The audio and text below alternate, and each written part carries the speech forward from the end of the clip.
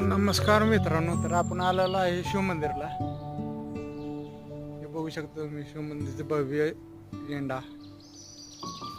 या आजूबाजूचा निसर्ग सात्विक हे आहे. सात्विक हे सात्विक आहे.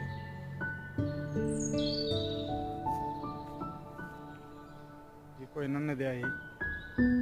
हे बघू शकता तुम्ही शिवमंदिरचं सभागृह. तर भजन कीर्तन होतं.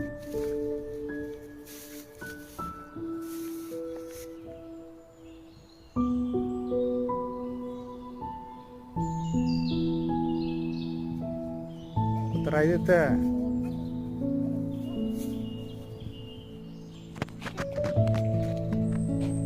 ले लवकर ये.